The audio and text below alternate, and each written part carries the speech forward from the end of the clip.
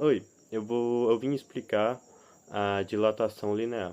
Então, a dilatação linear acontece quando o aumento ocorre principalmente em uma única dimensão, que é o comprimento, e ela é observada em objetos com barras de metal, fios, cabos e trilhos de trem.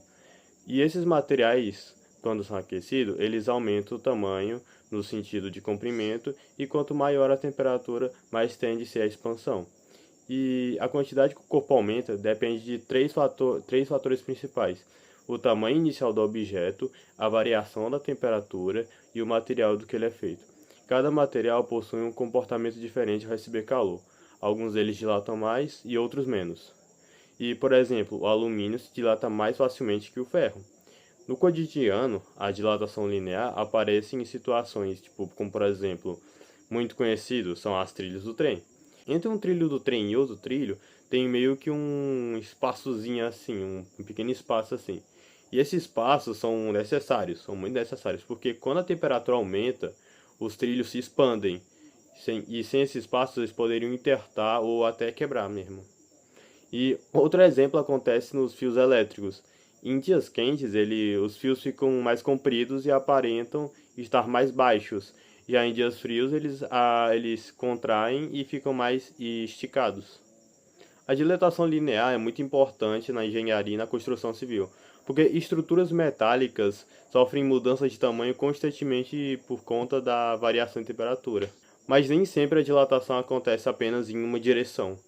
Quando temos placas, chapas ou superfícies inteiras sendo aquecidas, ocorre um tipo de dilatação, que é a dilatação superficial. E agora eu vou explicar a dilatação superficial. A dilatação superficial acontece quando o corpo ele aumenta, quando o corpo aumenta em duas dimensões ao mesmo tempo, que é o comprimento e a largura. Aí isso significa que a área da superfície aumenta. E ela ocorre principalmente em chapas metálicas, placas, pisos, tampos e superfícies planas. Quando uma chapa metálica é aquecida, ela não cresce apenas para um lado, ela aumenta em todas as direções da superfície. E assim como na dilatação linear, a dilatação superficial também depende. Ela depende do tamanho inicial da área, da variação de temperatura e do material utilizado. E esse tipo de dilatação pode ser observado em pontes metálicas de grande estrutura. As pontas, as pontas possuem juntas de dilatação, que são espaços planejados para permitir a expansão do material durante dias mais quentes. Sem essas juntas, a estrutura podia sofrer deformações e rachaduras. Outro exemplo ocorre em pisos e calçados. Em dias quentes, algum desses materiais expandem e podem até causar pequenas elevações no solo. E a dilatação superficial é basicamente uma consequência da dilatação em duas direções ao mesmo tempo. Mas é isso, essa é a minha explicação sobre a dilatação linear e superficial. A dilatação volumétrica é o aumento no volume de um corpo, em três dimensões, comprimento, largura e altura, causado pelo aumento da temperatura. Quando aquecidos, os átomos e moléculas do material vibram mais intensamente, afastando-se uns dos outros e fazendo com que o corpo inche. A diferença entre dilatação nos sólidos e nos líquidos é que, nos sólidos, como possuem forma própria, dilatam-se em todas as direções, quando aquecidos. Líquidos, no entanto, não têm forma própria e assumem o formato do recipiente. Nesses casos, o recipiente também dilata quando aquecido. Por isso, o volume real do líquido dilatado é a soma da dilatação aparente, com a dilatação do próprio recipiente. A fórmula da dilatação dos sólidos é ΔV igual a V0 vezes gama vezes ΔZ, onde ΔV é a variação de volume, V0 é o volume inicial, gama é o coeficiente de dilatação volumétrica e ΔZ é a variação de temperatura. A dilatação linear ocorre geralmente quando um corpo ele predominantemente largo, geralmente como uma liga de metal ou qualquer alguma coisa que seja extremamente comprida, por exemplo, a liga de metal de 30 centímetros, ela é crescida por causa da temperatura, ela cresce por conta do calor da temperatura. Com isso, a gente pega a fórmula delta L0 vezes A vezes ΔT, que ΔL seria a variação de comprimento, o L0 seria o comprimento inicial, o A seria o coeficiente de dilatação linear, que depende do material, a maioria das vezes, e o ΔT seria a variação de temperatura. Já a dilatação superficial ocorre em duas dimensões, diferente da dilatação linear, que ocorre só em uma, e geralmente ocorre com chapas de metal, tipo uma chapa de metal que tenha 20 centímetros de comprimento e 10 de largura. Geralmente ocorre em duas dimensões, como eu já falei, e temos a forma delta A, A0, B e delta T, que delta A seria a variação da área, o A0 seria a área inicial, o B seria o coeficiente de dilatação superficial. Como a área cresce em duas dimensões, o B é sempre o dobro do valor do coeficiente linear, que seria B seria igual a 2A da fórmula da dilatação linear. E ΔT seria a variação de temperatura. Olá, explicando e exemplificando um pouco sobre a dilatação volumétrica. A minha equipe pegou um exemplo de um cubo, né? Eu acho que é o exemplo mais prático e comum que tem. Um cubo de ferro de arestas 5 metros.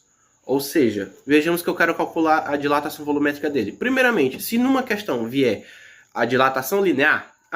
dá um exemplo. A dilatação linear dele veio 15 por alguma coisa. 15 metros, por exemplo. Um exemplo, assim dizer, 15 vezes 10 elevado a menos 6. Se vier a linear, como a gente quer a volumétrica, a gente teria que multiplicar por 3. Logo, seria 15 vezes 3, que daria 45. Agora, é só um exemplo. Aí, por exemplo, eu quero... um exemplo. Este cubo, aqui o cubo, cubo de papel mesmo. Este cubo, né, ele estava a 0 graus e ele foi aquecido a 40 graus Celsius. Qual a dilatação que ele vai sofrer? Quanto que ele vai aumentar a dilatação? Bom, só um adendo. As arestas desse cubo são 5 metros, bem pequenininho. Então beleza, como é que eu vou fazer para calcular? Primeiramente você tem que achar o volume, você multiplica as 3 arestas, como todas são 5, seria 5 vezes 5 vezes 5, que daria 25, 25 vezes 5, 125. Tudo bem, você tem 125 vezes o coeficiente de dilatação linear, que no caso é o ferro. O linear do ferro é 12. Só que como a gente quer o volumétrico, seria 12 vezes 3, que seria 36. O coeficiente de dilatação volumétrica do ferro. Aí ficaria 125 vezes 36 vezes 10 elevado a menos 6. Esse 36 vezes 10 elevado a menos 6 tem que ser em parêntese. Vezes a variação de temperatura, que é a temperatura final vezes a temperatura inicial. A inicial era quanto? 0. Qual era a final? 40. 40 menos 0, 40. Aí você faria 125 por 40, dá 5.000. Depois você vai fazer 5.000 por 36, que vai dar 180.000. 180.000. Agora você vai multiplicar esses 180.000 por 10 elevado a menos 6. Parece difícil, mas não é muito difícil não, porque é só você... Como é que eu posso dizer? Ir pulando as casas para trás. Elevado a menos 6, eu vou 6 casas para trás. Ficando assim 0,18 metros. Ou seja, em um dia que estivesse fazendo 40 graus assim de calor, este cubo de ferro dilataria 0,18 metros assim do volume total dele. Adicionaria, né? Expandiria, né? Porque o volumétrico são 3 dimensões. E se fosse uma contração? Tava de, não sei, 80 graus, resfriou para 40 graus. É praticamente a mesma coisa. Vejamos, vamos imaginar essa mesma situação. Se for considerando essa mesma situação, a única coisa que ia mudar praticamente é os sinais. Ao invés de ser mais 0,18, seria menos 0,18. Porque ele está contraindo. As dimensões dele estão, ficando menores, assim. Como ele... Agora, quando ele está dilatando, ele está aumentando as dimensões. Está se expandindo. A contração ao contrário. Bom, é isso. Muito obrigado pela atenção. E é isso. Muito obrigado.